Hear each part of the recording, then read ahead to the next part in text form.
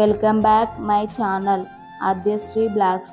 ఇప్పుడు తెలుగు సామెతలు చెప్తాను.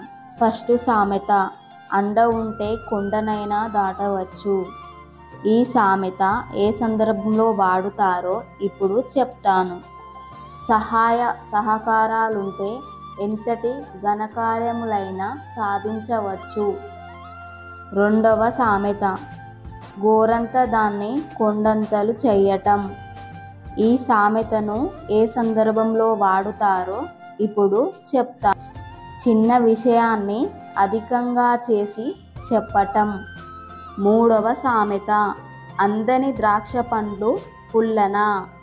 ఈ సామెత ఏ సందర్భంలో వాడుతారో ఇప్పుడు దొరకని దానిలో లోపాలని ఎంచడం. నాలుగవ సామెత, చెవిటి వాని ముందు శంఖం ఊదినట్లు. ఈ సామెత ఏ సందర్భంలో వాడుతారో ఇప్పుడు చెప్తాను. ప్రయోజనం లేని శ్రమ.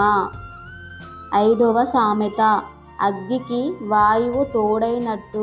ఈ సామెత ఏ సందర్భంలో వాడుతారో ఇప్పుడు చెప్తాను. ఒక బలవంతుడికి ఇంకొక బలవంతుడు తోడైనప్పుడు బలవంతుడవడం. ఆరవ సామెత, అంబలి తాగేవాడికి మీసాలు ఒత్తేవాడు ఒకడు. ఈ సామెత ఏ సందర్భంలో వాడుతారో ఇప్పుడు చెప్తాను. చేస్తున్న చిన్న పనికి అధిక సహాయాన్ని కోరడం. ఏడవ సామెత, అడవి పంది చేనును మేస్తే ఊర పందికి చెవులు కోసినట్లు. ఈ సామెత ఏ సందర్భంలో వాడుతారో ఇప్పుడు చెప్తాను. తప్పు ఒకరు చేస్తే శిక్ష ఇంకొకరికి పడినప్పుడు ఈ సామెత ఉపయోగిస్తారు. ఎనిమిదవ సామెత, గుడ్డి కన్నా మెల్లె మేలు. ఈ సామెత ఏ సందర్భంలో వాడుతారో ఇప్పుడు చెప్తాను. అసలు ఏమీ లేని దానికన్నా ఏదో ఒకటి ఉంటే మంచిది అనే సందర్భంలో ఈ సామెత ఉపయోగిస్తారు. తొమ్మిదవ సామెత, అభ్యాసం కోసు విద్య. ఈ సామెత ఏ సందర్భంలో వాడుతారో ఇప్పుడు చెప్తాను. అభ్యాసంతో ఎంత కష్టమైన పనైనా సులభం అవుతుంది. పదవ సామెత, విత్తు మంచిదైతే మొక్క మంచిదవుతుంది. ఈ సామెత ఏ సందర్భంలో వాడుతారో ఇప్పుడు చెప్తాను. ఆలోచన మంచిదైతే ఫలితం కూడా బాగానే ఉంటుంది. 11వ సామెత, అత్త సొత్తు అల్లుడు దానం చేసినట్టు. ఈ సామెత ఏ సందర్భంలో వాడుతారో ఇప్పుడు చెప్తాను. గొప్పతనం కోసం ఆర్భాటం లేని పనులు చేయటం. 12వ సామెత, మోచేతి కంకణానికి అద్దమేలా. ఈ సామెత ఏ సందర్భంలో వాడుతారో ఇప్పుడు చెప్తాను. ఎదట కనిపించే దానికి రుజువు అవసరం లేదు.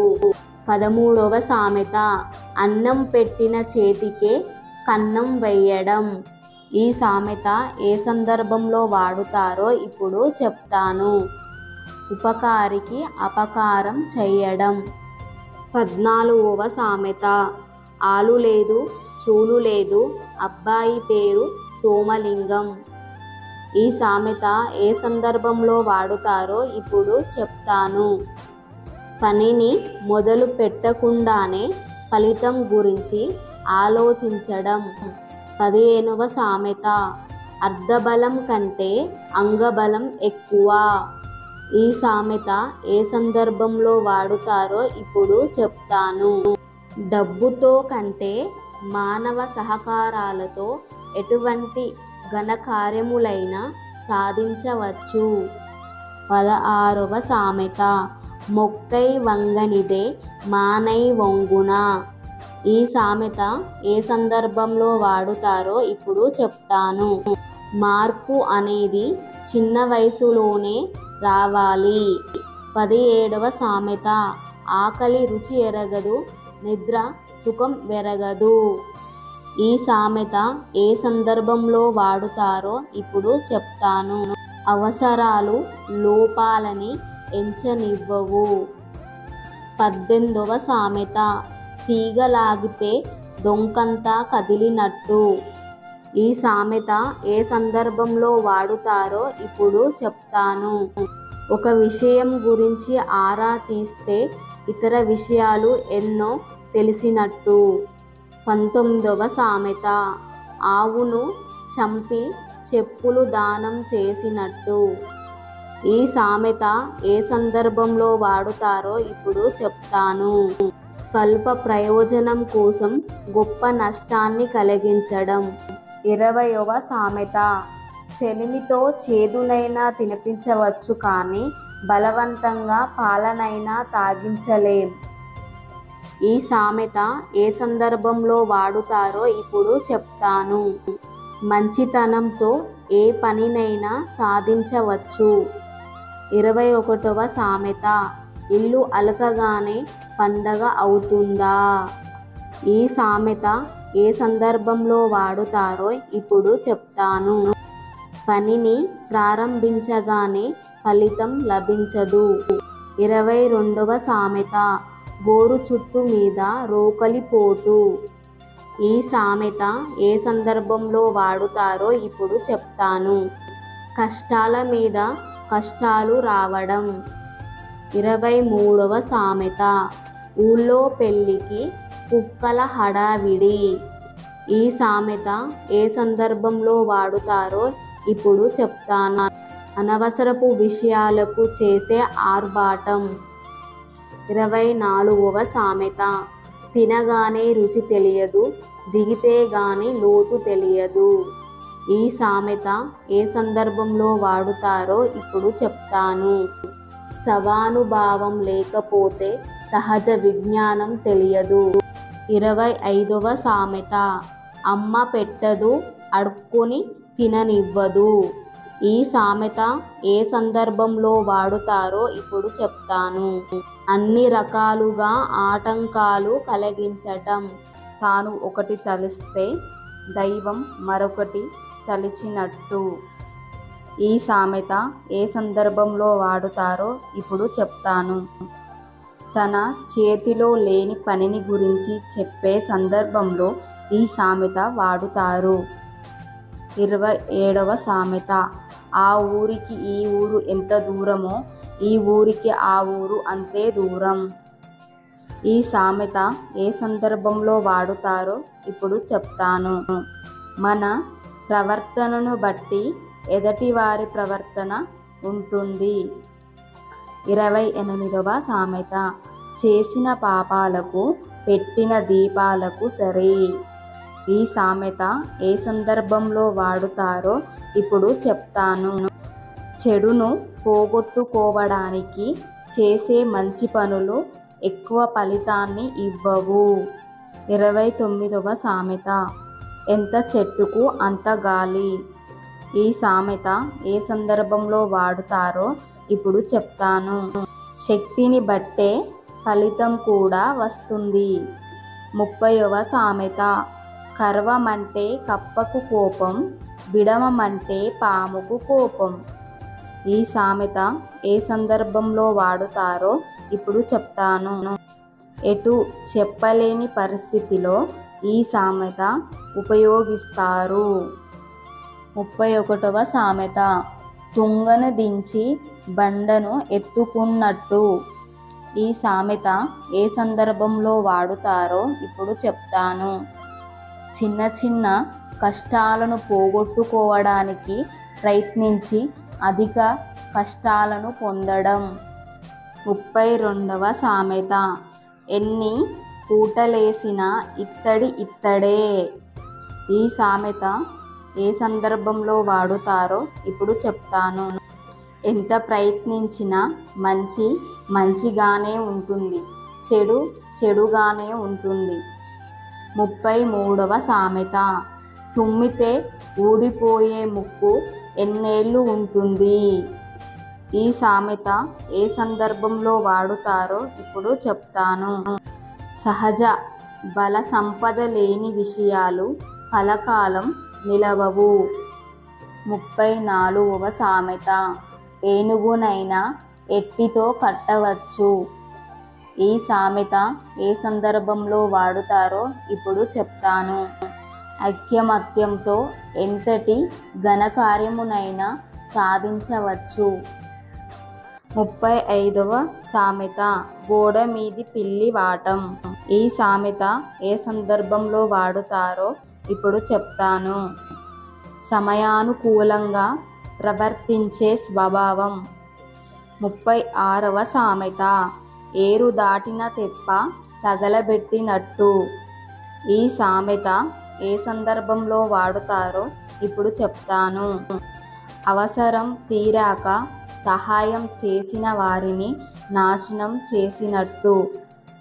37వ సామెత గొర్రెలు తినేవాడు పోతే బర్రెలు తినేటోడొచ్చే. ఈ సామెత ఏ సందర్భంలో వాడుతారో ఇప్పుడు చెప్తాను. ఏదైనా మోసం చేస్తున్న వాళ్ళల్లో ఒకడు పోతే మరొకడు వానికంటే ఎక్కువ మోసాలు చేసేటప్పుడు ఈ సామెత వాడుతారు. 38వ సామెత నడిచే ఎద్దును పొడిచినట్లు. ఈ సామెత ఏ సందర్భంలో వాడుతారో ఇప్పుడు చెప్తాను. పనిచేసే వాడిపైనే ఎక్కువ భారం వేయడం. 39వ సామెత ఇంటి కల ఇల్లాలే చెప్తుంది. ఈ సామెత ఏ సందర్భంలో వాడుతారో ఇప్పుడు చెప్తాను. ఒక కుటుంబం యొక్క పరిస్థితి ఆ ఇంటి ఇల్లాలను చూసే చెప్పవచ్చు. 40వ సామెత ఊపిరి లేనోడు ఉరకబోతే ప్రాణం లేనోడు పట్టుకోబోయాడు. ఈ సామెత ఏ సందర్భంలో వాడుతారో ఇప్పుడు చెప్తాను. ఇద్దరు అసమర్థుల గురించి చెప్పే సందర్భంలో ఈ సామెత వాడుతారు. 41వ సామెత ఇంటి దొంగను ఈశ్వరుడైనా పట్టలేడు. ఈ సామెత ఏ సందర్భంలో వాడుతారో ఇప్పుడు చెప్తాను. ఇంట్లో ఉన్న వ్యక్తి చేసే మోసాన్ని లేదా ద్రోహాన్ని పట్టుకోవడం చాలా కష్టమని ఈ సామెత తెలుపుతుంది. 42వ సామెత ఇంటి పిల్లికి పొరిగింటి పిల్లి తోడు. ఈ సామెత ఏ సందర్భంలో వాడుతారో ఇప్పుడు చెప్తాను. ఒకరికి ఒకరు సహాయం చేసుకోవడం, కలిసిమెలిసి ఉండటం అనే భావనను ఈ సామెత తెలియజేస్తుంది. 43వ సామెత పందికొక్కు తన కిందికే తోసుకుంటది. ఈ సామెత ఏ సందర్భంలో వాడుతారో ఇప్పుడు చెప్తాను. ఎవరి స్వార్థానికి వారే చూసుకోవడం. 44వ సామెత అప్పులు లేనివాడే అధిక సంపన్నుడు. ఈ సామెత ఏ సందర్భంలో వాడుతారో ఇప్పుడు చెప్తాను. అప్పులు లేకుండా ఉన్నవాడు చాలా సంపన్నుడు. ఎందుకంటే అప్పులు లేకపోవడం ఆర్థిక స్వాతంత్రాన్ని మరియు భద్రతను సూచిస్తుంది అనే సందర్భంలో ఈ సామెత వాడుతారు. 45వ సామెత చేతులు కాలాక ఆకులు పట్టుకున్నట్లు. ఈ సామెత ఏ సందర్భంలో వాడుతారో ఇప్పుడు చెప్తాను. జరిగిపోయిన పనిని గురించి ఆలోచించడం అనే సందర్భంలో ఈ సామెత వాడుతారు. 46వ సామెత అనుమానం పెనుభూతం. ఈ సామెత ఏ సందర్భంలో వాడుతారో ఇప్పుడు చెప్తాను. అనుమానం ఒక వ్యక్తిని భయపెట్టి వేధించి మరియు నాశనం చేసే ఒక మహాశక్తి అనే సందర్భంలో ఈ సామెత వాడుతారు. 47వ సామెత ఆశకు అంతు లేదు. ఈ సామెత ఏ సందర్భంలో వాడుతారో ఇప్పుడు చెప్తాను. మనిషికి తన ఆశయందు అద్దు అనేది ఉండదు అనే సందర్భంలో ఈ సామెత వాడుతారు. 48వ సామెత తుపాకీ కడుపున ఫిరంగి పుట్టినట్లు. ఈ సామెత ఏ సందర్భంలో వాడుతారో ఇప్పుడు చెప్తాను. తండ్రిని మించిన కొడుకు అనే సందర్భంలో ఈ సామెత వాడుతారు. 49వ సామెత ఆడే కాళ్ళు పాడే నోరు ఊరికే ఉండదు. ఈ సామెత ఏ సందర్భంలో వాడుతారో ఇప్పుడు చెప్తాను. ఖాళీగా లేకుండా ఊరికే పనిచేసే వాళ్ళను గురించి చెప్పేటప్పుడు ఈ సామెత వాడుతారు. 50వ సామెత అఆలు రావు అగ్రతాంబూలం కావాలి. ఈ సామెత ఏ సందర్భంలో వాడుతారో ఇప్పుడు చెప్తాను. ఏమీ తెలియదు కానీ అన్నీ తెలిసినట్లు ప్రవర్తించే వాళ్ళను గురించి ఈ సామెత వాడుతారు. Thanks for watching. Subscribe my channel.